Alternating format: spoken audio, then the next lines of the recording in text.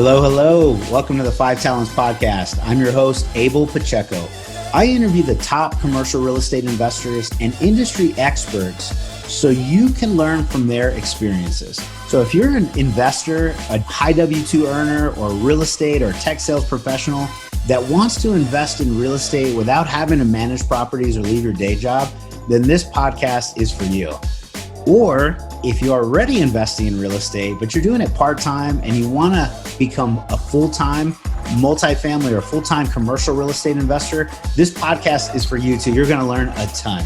You will learn from real-life multifamily investors and other professionals in the industry. They're going to share their blueprints for success, and I'm super excited that you're here. So I hope you enjoy the show.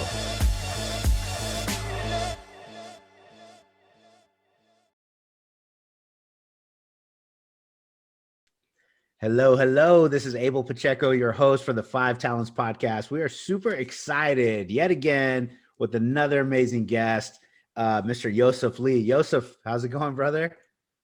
How are you, Abel? Thank you for having me here. I'm very excited. Man, I'm excited to have you too. I'm having a great day. It's better now that you're here with me recording this amazing show. So thank you for joining us. If you don't know Mr. Yosef Lee, absolutely need to get in his world. He's a New York City lawyer, a multifamily investor. He's got a little hustle that wants to make it happen. And he is going to talk to us today a little bit about some education that he took, creating partnerships, building teams, and also taking action in multifamily. So we're excited to hear from him. I've watched him and his journey on LinkedIn, and it's went from a COVID beginning to, an opportunity as a JV, and then an opportunity of syndication, and the man's on fire. He's in about $5 million worth of commercial real estate, and he's been doing it for about a year investing. So anyways, I'm pumped and I'm excited. So Yosef, in your own words, let me turn it over to you. Tell us who you are and what you do, and we'll just start a great conversation from here, my friend. Sure, Abel. Thank you very much. I think that was a great intro. I think you already did my job. Okay. So briefly speaking, I'm a South Korean immigrant, lawyer, like busy professional in New York City, just as you said. Father of two girls, 8, 10 years. Actually, my girl is going to junior high soon. So I'm very excited and that aspiring to take back control of my time by being financially free through multifamily apartment investing. That's basically where I'm going to. Briefly, how I got to real estate. So, I went to law school with the, goal of going up a corporate ladder, being a partner in a law firm and all that, or working for some part of international agency type thing. And that was like my dream thing. When did you say I want to be a lawyer? When did you say that? So basically, I went to law school without really having a goal of being a lawyer, because the agency that I wanted to work for, that was like my dream job. They said, if you actually go to law school and have a master's degree, you will actually start with higher ranking. So you're based saying on the that, agency was not law. Okay. I'm with you. right, I'm with right. you. And they said that. So I went to law school to actually start in the agency with the higher ranking, not necessarily Holy to become an moly. attorney. Yeah. What was the dream for the agency side that didn't end up happening there? What did you want to go do That specifically? I was a UNESCO. So that's United Nations part of branch, education and art and science for kids and for like general humane well-being, right? Man, well, that's an awesome cause, and we'll talk about how I bet you can still do the same thing in a different way. But man, Right, right. that was the original goal. Okay, so that makes sense. And you're from New York. I heard New York, kids. How old are your little ones? 8 years and 10 years. Oh man, congratulations. Well, that's awesome. Thank So, you. did you grow up in New York all your life? No, actually, I immigrated in New York at the age of 17. So I grew up in South Korea, went to high school there, and I came here for college. Korea, annyeonghaseyo. Hey, there you go. How'd you get that one? Annyeonghaseyo. I went to Korea one time. I had a big client over there. Actually, a small little client, Samsung, and Oh, I got to go to their company headquarters and do that stuff. And I learned a little bit of Korean, just enough to say, that. So, anyways, man, you're from Korea. That's freaking awesome. And Yeah. I love an immigrant story. I don't know how it's something about the opportunity that you took advantage of when you moved over to the US when you're 17 years old. There are extra obstacles, extra challenges, extra hardships that somebody that was born here will never know. A different language, a different culture, a different all the things, and you are in the US making an amazing run at it. Man, let me just pause here for before we keep going in real estate, because the real estate's, you got a great story here, but a lot of times it's mindset. It's like 80-90% of mindset what we do. And so what were some of those hardships or obstacles that you can remember, when you're just moving over here, and how did you overcome them? Okay, well, pictures. Well, basically, you're the first one who asking like that side of the story, because I usually quickly just move on to the real estate, how I started. So Mhm. let's say it was like a couple of months before turning to 18. I came here January 2000. It was winter.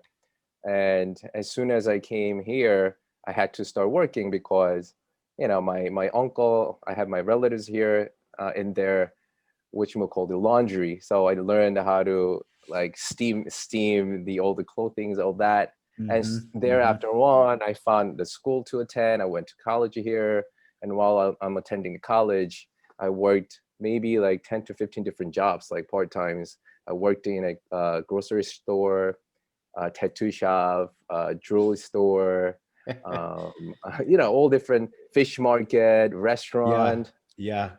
just trying to make it happen. Didn't really have any big dreams back then. So my major was fine art and studio, because I really loved the liberty that the fine arts students were enjoying in their studio. It's 24/7 open. They go there, they play the music, they paint. So basically, I was just enjoying the life as is that way, without really having any proper like a big goals or anything in life. And when I just met a guy who was making things happen in their career, he's passed away, so I don't want to really talk about him too much. But Mhm. Mhm. I got motivated by his life, the way why we should live for some other purposes than just living the life as is. There is a purpose driving our life and all that, and that's when you know, I would say met truly my God there. I don't know if I could talk about religion here, but You all that can feel basically all comfortable if you'd like to. right. Yeah. So summing up everything, um, after I came to the US, after going through all this life that I didn't have to when I was in Korea with my parents, because I came here without my parents. So it was just me and my brother. So we were just trying to make things happen. I went to school, always worked, and found a purpose. Back then, it was not really shaped. It was about how to live the life meaningfully, right? So trying to help people and just have more big cause than yourself, things like that. And eventually, like I said, that's where I found about UN and the goals and their purpose of existence and all that. So that's where I wanted to finally decided to Yeah. go work for UNESCO. Holy Long story moly. short. No, man, I'm so glad I asked that question, and a little bit more about you and your background, because it's super motivating to hear somebody take advantage of, and the driving reasons behind the motivations a lot of time. Because when we're buying these deals, multifamily, a lot of times, like I said, it's mindset. It's hard to overcome sometimes if you've never done something before. You're getting in front of your own. You're stopping yourself by saying, I can't do that. And just to hear what drives people, I think a lot of times, you got a story that somebody else is relating with somewhere. They're saying, oh, Yosef's just like me. Like, he did it too. Like, he came over this country, and he had some hardships and obstacles. But anyways, thank you for sharing just the background. So did you started going to college here and in the US, and that was the agency and then law school? Like, okay, so now Right, take right. me back to this part. Okay. Okay. So maybe a little bit of law school life, because this is another hustling part of my life. So imagine, because I was working full time as a paralegal right before I go to law school. Yeah. And then it was like a 9 to 6 full-time paralegal job. I had to be at school by 6 o'clock, so I cut 1 hour to make commuting time to school. So I worked on every Saturday throughout my law school to make up that 5 hours per each week, right? Yeah. For free, Yeah. to make up the 5 hours from 1 hour cut. Son of a gun. So I Yeah. worked 6 days a week, Monday through Saturday, taking night classes in law school. And after school is done around 10 p.m. in the evening, and I go to this 24-hour coffee shop to study, because I know if I go home, I would fall asleep. So I wouldn't go home right away. I would go to this 24-hour coffee shop and study there till like 2 o'clock maybe, to catch up the readings. Dude, And I it's a go grind. home, and then, I get some sleep on the couch, because I purposely slept on couch, because I knew if I You don't want to get too take a comfy. shower and then too comfy, then it's harder to wake up next morning, Mhm. because I had to go to work by 8 o'clock in the morning every day, right? So that was basically like the race that I had for like almost 3 years. And there are many days that I could only sleep like 3-4 hours a day to catch up Mhm. the amount of studies. I got into many car accidents. Thankfully, no injuries. Jeez. Just to, yeah, I know, because it was I like sleep, right? And I don't really recommend this lifestyle, because I don't know if I was fully functioning back then, but I was able Yeah. to pull it through and Yeah. graduated and took the bar exam in 2013 and passed it once. So I became a lawyer in 2013. Boom. So What a what yes. a what a tremendous commitment and achievement, and that's just it's awe-inspiring even at this part. So thank you. Mhm. Thanks for And sharing. throughout law school, I became a father of two girls. So it all happened during that law school years, Yeah, man, fully that's awesome. packed. Yeah. Yeah. And And let me pause you too, yeah, go ahead, because go ahead. congratulations on everything. Your success, your hard work to make it happen. Uh, would you say that you were your hustle, your grind, or your intelligence, or what was it that it sounds like your hustle more than how smart you were? Obviously, bit of both. But man, you were freaking grinding. Was that what brought you at least to your success at this point, or? I I I I think that is what it is, because I don't know, I don't think I'm that smart. Hmm. Uh Hmm. Everything I do is based on like the amount of work that I put in. And even things like this podcast, it's been extremely hard for me to step up this way. And Yeah. I actually made this being on a podcast as my challenge for 2021, All right. Get the coming out of story my out there, comfort man. zone, Yeah. because it's been always the thing of me when I came to the US, because I'm speaking in another language, right? Not my mother language. So always it's been my issue, well, not challenge, I would say challenge, not issues, to improve myself better and better in talking English and learning this new language. I, one funny story, when I just came to the US, I was not able to properly say the room was furnished. So in front of my cousins, I said the room was punished, and they were all laughing. I didn't know why. And they're like, "Hi, hey, Yosef, you were supposed to say furnished, not punished." Because in Korea, they don't really distinguish the two different pronunciation. Everything is like a P sound, Yep. whether Yep. it's an F or a P. So it's a little funny story of myself. Is But it coming punished? back to, Furnished? yes, I love yes. it. I love it. Well, that's yeah, that's funny, man. Go ahead. Yeah, so back to where I was. So, I became a lawyer. I thought, okay, finally this will open some sort of like kind of financial freedom. Fast forward 2018, I was still hustling, working hours and hours, but was nowhere close to 2013 to 2018, right? So 2018, 5 right? years you're in the role. You've got your Right. law degree, you passed the bar. Most people at this point say, I've reached my success. Now I'm just gonna keep grinding on and make a lot of money. And in some cases, I think a lot of people do make a good W-2. Yeah. But then really what happens is you get lost in this grind. I was in a professional career for 13 years in tech, And I kind of felt the same way. I was like, man, I'm grinding. I'm making more every year, a little bit more. But I looked back and I wasn't achieving my part of it. So I'm assuming you have a little bit of the similar story. Tell us what drove you to real estate. Okay, so this side of the life, working hard, but nowhere close to financially free. Well, don't get me wrong, I love my job, just like you said. We love our job, and being an active and working hard, it's great. But there was something missing.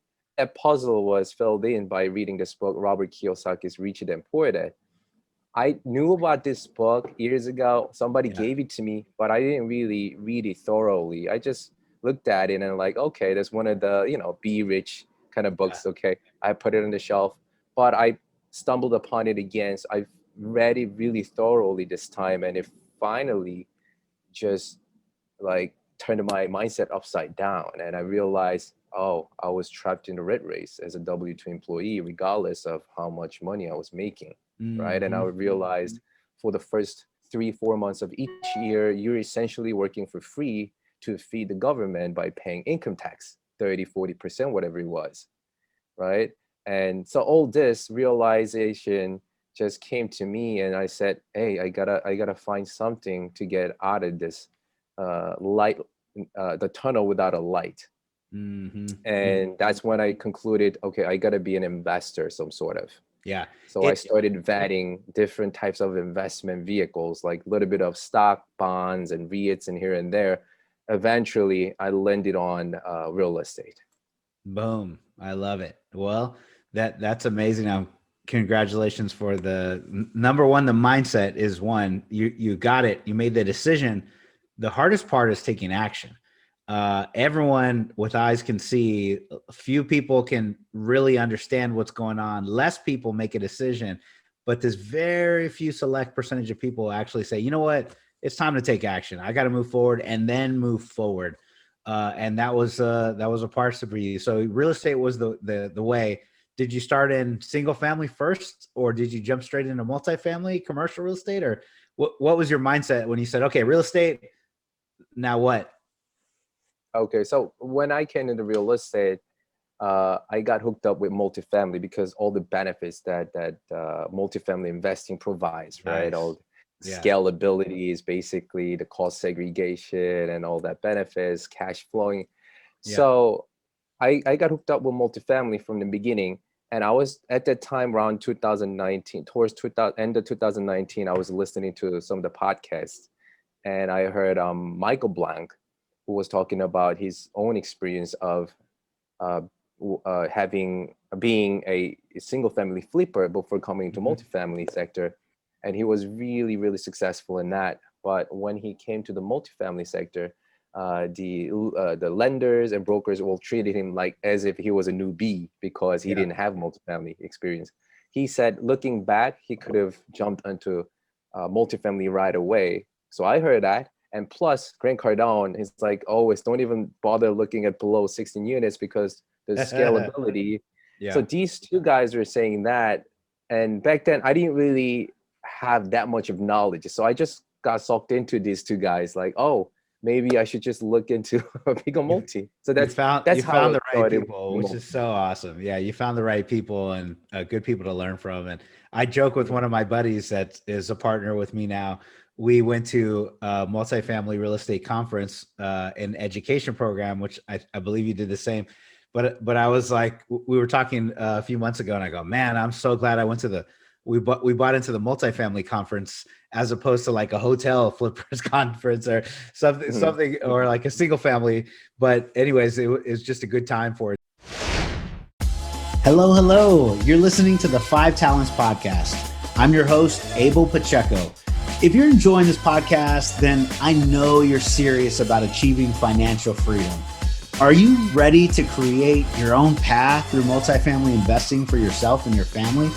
Then I know you're going to appreciate our Investor's Guide to Multifamily Investing. It's titled Tackling Commercial Real Estate the Easy Way. We use this guide to invest ourselves in $93 million worth of real estate. So we're going to show you the basic mechanics of multifamily syndications and how to evaluate your next passive investment opportunity. So the best part, If you subscribe to our podcast now, leave us a review and a rating. I'm going to give you a free copy of our ebook. So please take a moment to do that now. Once you've done that, go to 5tcre.com/ebook, 5tcre.com/ebook. Make sure to let us know you left a review, and we're going to send you a free copy. So thank you so much for subscribing to the 5 Talents Podcast. We really appreciate it.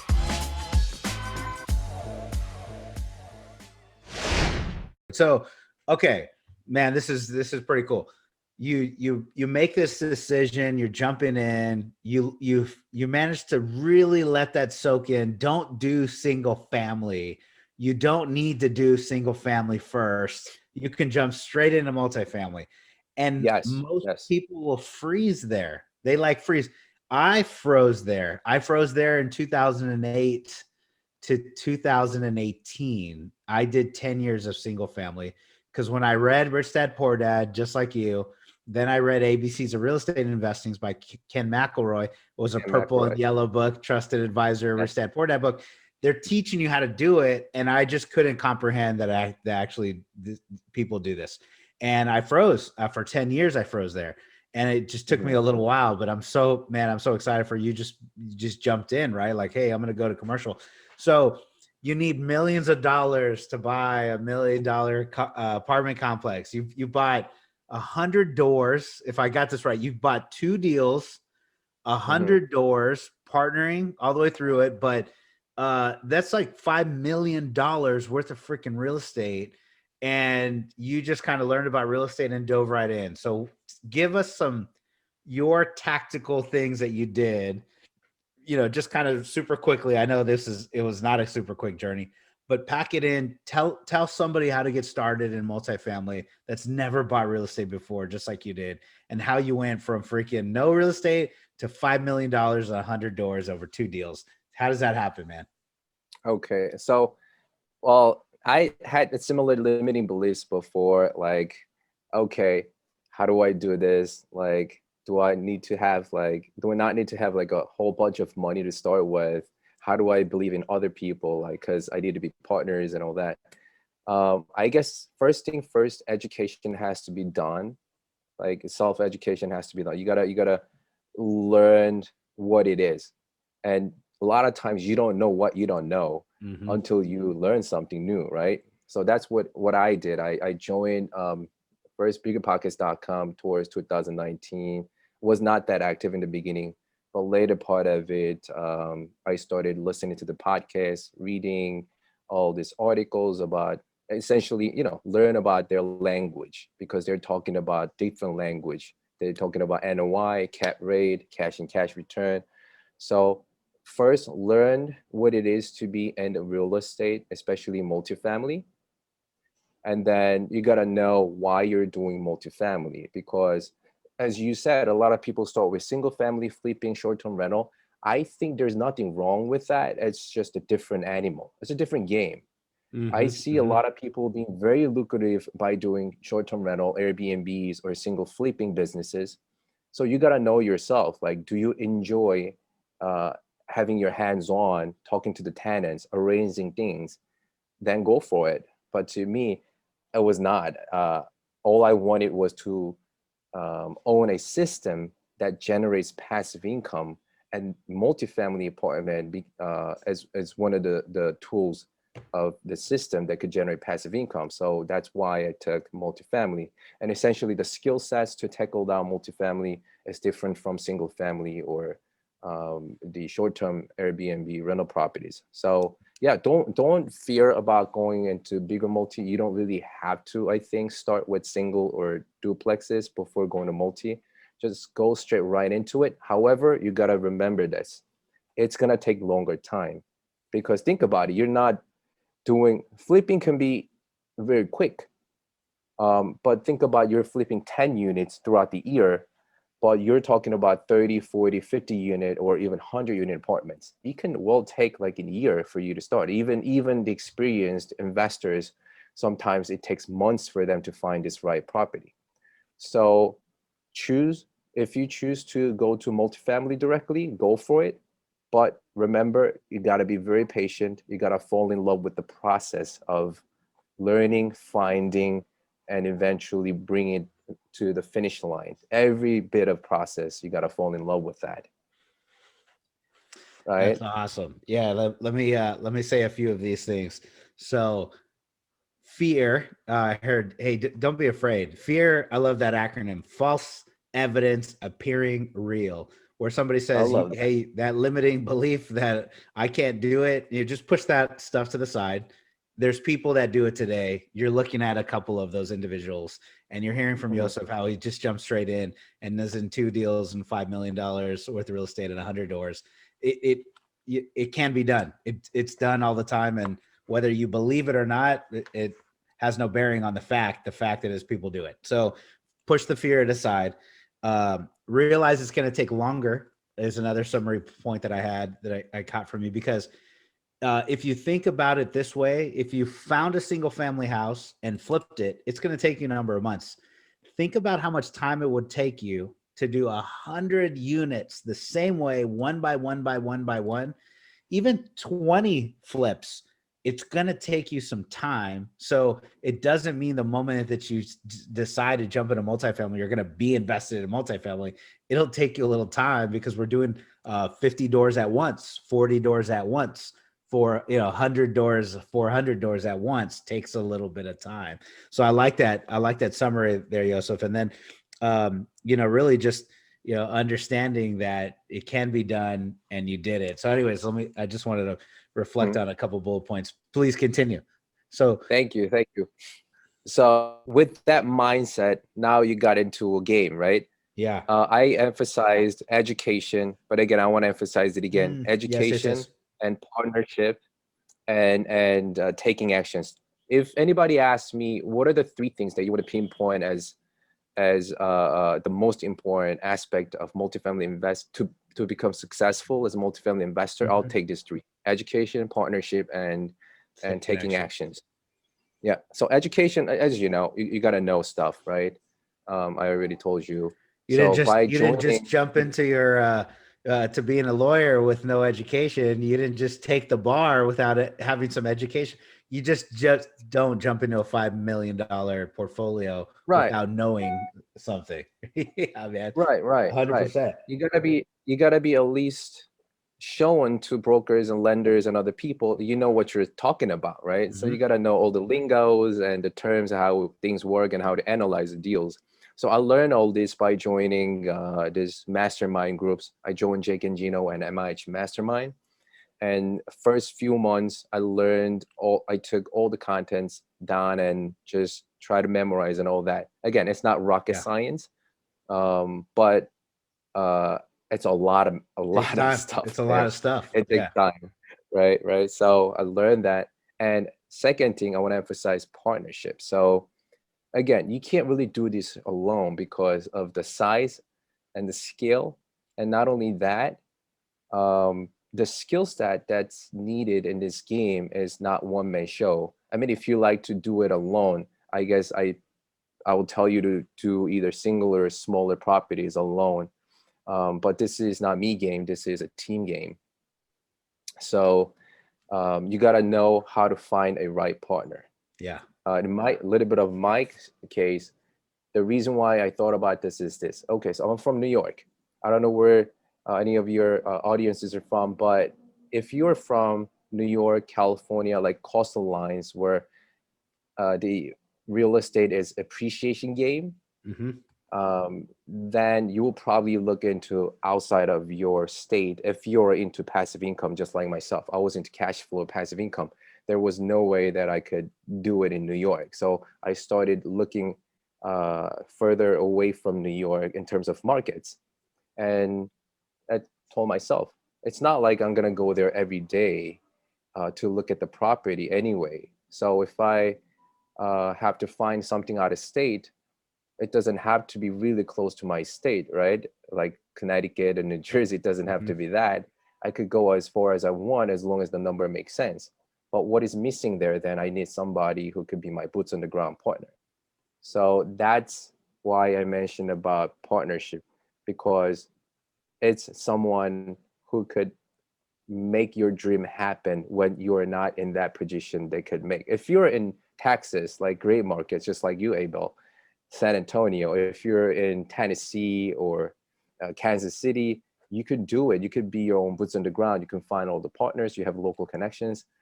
But someone like me, no, I can't. And that's why I joined a group like a mastermind so that I could have that connection. And through my mastermind group, I met all my partners, boots on the ground partner, all other people in the team. Mm-hmm. So Mm-hmm. that's why partnership is important, because it's a team game. If I want to add a little bit, I see a good team members are comprised of someone who's a boots on the ground, um, good underwriter, someone who has experience, who could oversee the process and help out the asset management side. Mm-hmm. Uh, Mm-hmm. and maybe these core team members, and then plus secondary members like who has high net worth, who could be a loan guarantor, and maybe another capital raiser. Mm-hmm. So I Mm-hmm. see 4 or 5 different roles in a good team. What doesn't have to be 5 people team, maybe 3 people can share. So I was looking at other teams who are making it happen and trying to model that into to build my own team. Got it. That's awesome. So let me summarize this too. So um determine the right market. Yosef is in New York. He's not investing in New York. He wants to invest outside of New York. So he realized, hey, I don't have to just like go to Connecticut or New Jersey. It's just because it's an hour or 45-minute drive away from the city. He's now, decoupled from the market that he lives in. And so now he can search for wherever he wants to.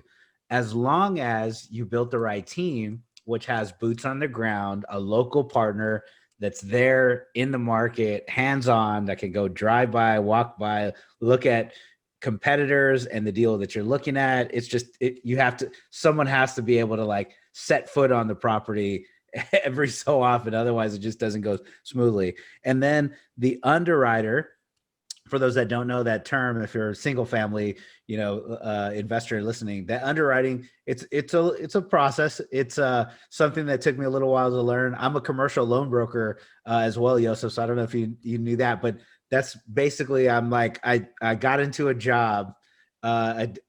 Actually, it's a 1099. I kind of work when I want to. It's kind of cool. But I do this because I'm looking at now underwriting over and over and over again, because I wanted to get more crisp in this. But if you've never underwritten a deal, there's like 8 or 9 tabs across the way. There's like 120 lines from top to bottom, and you're trying to put all this information into an underwriting, and you're ultimately you're just doing the numbers to see boil it down. If you know what a profit and loss is in your professional world, or you're an entrepreneur, the profit and loss is just all your income minus all your expenses, and that's your profit at the end. In our world, there's debt service. The debt service is the lenders are going to give us 75% of what we need, and so the above and beyond, or your debt service coverage ratio, is basically how much can I afford to pay the mortgage and then extra. And if I can have extra, that's our profit. That's our cash flow that we want. And that's kind of what we're doing. And at the end, there's an exit, right? But all that stuff requires somebody that's pretty decent on the Excel. So on Excel and underwriting analysis, and also looking at comps and numbers and forecasts.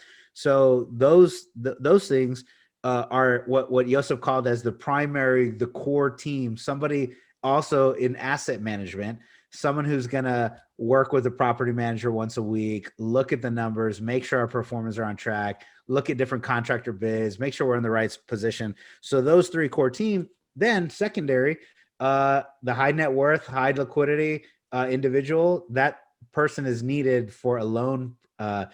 You have to have net worth and liquidity. Well, net worth equal to size of the loan, and liquidity about 10% of liquidity of the size of your loan amount. So if the deal is 10 million and they're lending you 7, I need $7 million net worth between the team and 700K of liquidity. And so that high net worth, high liquidity, and then experience, how do I get it done? And then obviously capital, we're raising capital. So I got to have a good team to do all that stuff. But it may sound overwhelming to you if you've never done it before, but it's not impossible. It's absolutely possible take Yosef an example, and just right now he realized this is what other people do, and he put it together. So, anyways, That's, I'm sorry for interrupting. I'm excited for you. no. That's absolutely possible. Yeah. And as you said, those are team members because, okay, I learned this from one of the lenders I had a network with. So Mm-hmm. he said, okay, because I told him, look, I'm a newbie. Just be Yeah. completely straightforward. Yeah. Tell me what are the best advice that you could give me. He was like, okay, you got to be able to, basically, this is not verbatim what he said, but basically to me, fundamental question that the lenders are asking is this: okay, tell me who in your team has a prior experience of managing this size of the deal. Tell me, Yosef, who in your team has high net worth, just like you said, who could cover the loan amount price of this deal, right? Mm-hmm. And if you don't have these team members, you can't say yes to that. Then they're not gonna lend you money to close the deal. You can't get You the won't. They loan on won't give that. you the loan. Right. That's why you need those team members in your team to tackle down the bigger deals. Yep, I love it. And another thing I'll just say, you said, I think the magic word or the magic words or phrase that some people are too proud to say. And you said, "Hey, I'm a newbie." Can you just give me your best piece of advice? Some people don't want to say that in whatever venture they go in, whether it's commercial multifamily or new on the job or new in a whatever venture that you're heading. And if you don't admit that, no one's ever going to give you this pearl of wisdom that you received because you humbled yourself, in essence, to say, "Hey, I'm a Oh, newbie. Can you give me some advice?" And they're like, "Here's the pearl," you know? yeah, that happens. I mean, if you're starting and if you don't know, just put your head down and just listen. Right? Ask for an advice. Well, there are Yeah. moments where sometimes you gotta I don't know. Some people say you gotta fake it until you make it, right?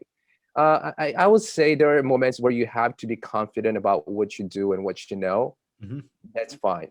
But sometimes you got to be totally honest, open up, and build a relationship that way. So I guess you gotta be flexible in that. Yeah, I like it. I like the advice. I am always a fake it till you make it guy. I said that for years and years and years and years. And then what I realized is I said it in a realm of area of expertise. I was actually a quote unquote expert in the area that I said it. I just may have not been titled, but I knew the actions that I could say, "Oh, yeah, I'm gonna fake it till I make it," a position or role or title, but I knew the activities to do. So I was like, I'm gonna fake it till I make it from a title perspective. I'm not a senior director in my IT professional world. I was a entry level guy, but I was like, I already knew what to do in this spot. On the flip side of what you just said, if you literally don't know it and you're in, like, you're sitting with the expert, that's the moment that you can clearly say, "Hey man, you're clearly an expert and tenured in this area. I'm new. I'm just trying to learn some pearls, man. Can you drop them on me?" And so you got to humble yourself sometimes. And I like the flexibility part because you have to play the role on both sides. Well, man, this is awesome. So in the next few minutes, you bought two deals, you started a meetup, you've been raising capital, you formed a team. What in the world? Take us through the last few minutes of, like, man, how you went from that decision to buying two deals. Okay, so from there, after joining the groups, after I formed a couple of relationships, and then eventually met my partners who were in the deal together. So we Yeah. started looking at the deals together. Maybe I think we looked at 30, 40 deals to find the good ones. And Yeah. the first deal actually came to us. And funny thing is, the two deals came to our team around the same time.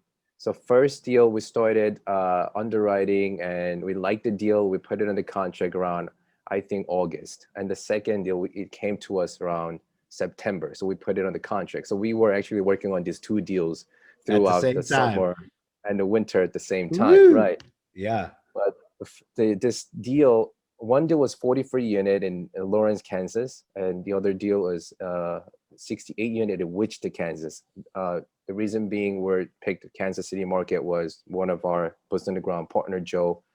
He lives in Kansas, so through him, we were able to just get to know the markets and how things are moving there. The deal that we we put on the contract in September. 44 unit was joint venture structure. We have 6 partners, and the seller was so motivated. His condition was, if only if you can close this year, I'll sell it to you, basically. So we said, of course, we want that.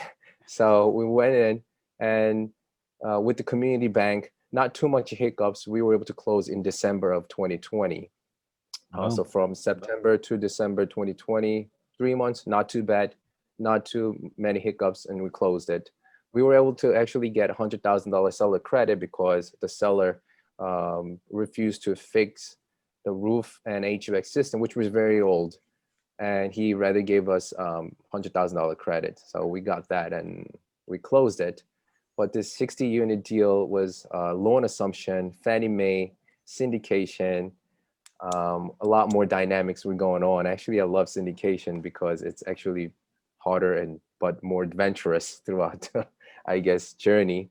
So we got that on the contract around August, and we were doing all due diligence. This is B plus type property, so not too much of things to be fixed or repaired or anything. But the thing was, the seller, for some reason, I'm not trying to blame the seller anywhere, but the occupancy rate was starting going down during the pendency of closing, and obviously Fannie Mae lender was very, very sensitive about occupancy, right? So it was barely touching the 90% right before closing. So we had to extend the due diligence period. I think we did 3 times, almost over 3 months, just to catch up with the occupancy. We wanted our property management company to come over and actually help out with the leasing part and all that. Some worked, some didn't. In the end, long story short, we were able to bring that occupancy over back to 95%, which was prior to the contract. And we gave up on certain terms on supplemental loans. We turned that completely into different deals. So we basically restructured the whole class. We ended up creating another class to raise more money and all that. Long story short, in March 2020 we closed. 2021 we closed, which is last month. It took 9 months to close this deal. And I learned ton throughout this process. Oh yeah, yeah. You learned one of them. One of them. I'm sure there's many multiple lessons, but at least one. If you don't know a couple terms, stabilized property. So if you're listening, 90% occupied for 90 days is the stabilized asset, and the agencies, Freddie and Fannie, they give us amazing terms, low interest rate, it's fixed, long amortization, pretty decent lengths of time to get these loans. And they lend us a good bit of money, 75%, maybe a little more depending on the market and that you're in. And it's non-recourse. So non-recourse, unlike a single family house, if you mess up in single family, you owe the remainder of the amount of the house. And if you mess up in multifamily, it's a little more forgiving. You lose, nobody wants to lose anything, but the risk stops at your investment seed. You don't have a $5 million loan hanging over your head. So very good terms. And that's what we kind of all want, but they don't lend for anything that's really not stabilized. So it's got to be 90% occupied for 90 days. And if you put it under contract, like Yosef had it, put it under contract, and then it goes to 89 or 88, then you're like, oh shoot, I'm not 90 for 90. And I'm trying to get this, you're trying to get it leased up and put more tenants. And the seller's like, well, I'm going to sell it. And they're like, well, bro, I can't buy it because my lender wasn't here. And there's a lot of things that go into it. We put down 15 or 20K in a loan application, sometimes even more. So it's not as easy as just going to the next lender. You've got your application fee is already paid. And anyways, there's all this stuff. And so it sounds like the new property manager kind of helped you get in there, turn it around, get up to 90 enough to close it. And you guys just stuck with it the whole time. Yes. Now the new property management team is doing an amazing job. Mm-hmm. So I think some of the new list starts in May. Well, including that, we're 100% full. Yeah. All right. So I love it. It's great. Good, Yes, man. yes. So awesome. Well, congratulations. Well, please tell us. I know we're close on our time right now. I'm sure you. Already? Yeah, it goes by Man. quick, like I said, man. So please tell us your contact information. If there's somebody that is listening in that wants to go get in your meetup, go hang out with you, go invest with you, whatever the case may be, where do they go reach out to? And who do you want to reach out to you, and where can they go? Well, I love to connect with anybody who has any questions about how to start in a multifamily games, and want to listen to my experience. I love to share my experience, and I'm pretty open to that. So, anyone, you could reach me either Facebook or LinkedIn or Insta. You can all find me through Yosef. The handle as Yosef your Brosef. You just type in, and I'll pop up, and we'll hang out. All right. That's awesome. And then is there anything we didn't cover today that you wanted to bring some extra exposure to or highlight, or anything you're hoping I didn't I asked and I didn't get to? No, I think we basically touched it, but I want to re-emphasize again about falling in love with the process. It's sometimes it's like long game. Before I had my first deal, I felt like this is like a walking in a tunnel without a light, because I spent a lot of time at night and weekends underwriting the properties and talking to people, networking. Still didn't have anything under my belt. I even felt like I'm ashamed to call myself multifamily investor. I didn't have anything under my belt, right? But overall, I think it's the patience that you have to just keep pushing yourself with, and with the belief that something good is going to happen if you just keep pushing yourself and taking that action. Keep going. Just keep going it. Yeah, that's awesome. Hey, thank you so much, Yosef. I sincerely appreciate just the time that you spent here, and let me let you get back to your day. And man, thank you very much for everything. Kam samnida, right? Kam samhamnida. So thank you very much. Yes. Anyang Gasipsio. You're the man, brother. Yeah. Thank you very much, Abel, for having me here. Like I said, time flew. I didn't even know it was already 4. It's the time. So, let me let you get to your Thank you very much, brother. All right. God bless you. And I appreciate your time. Bye-bye. Thank you. Bye. Thank you for listening to this episode of the 5 Talents Podcast with your host, myself, Abel Pacheco. Each week, we're going to bring you interviews from industry experts and commercial real estate investors who follow their dreams and achieve massive success. Before you leave, let me ask you a few questions. Did you enjoy this episode? Did you learn something valuable? Was your mind stretched to what's possible and what you can achieve? Do you want other experts just like the one you heard today? If you answered yes to any or all of those questions, then please take a moment to subscribe to the 5 Talents Podcast, give us a 5-star rating, and most importantly, leave us a written review.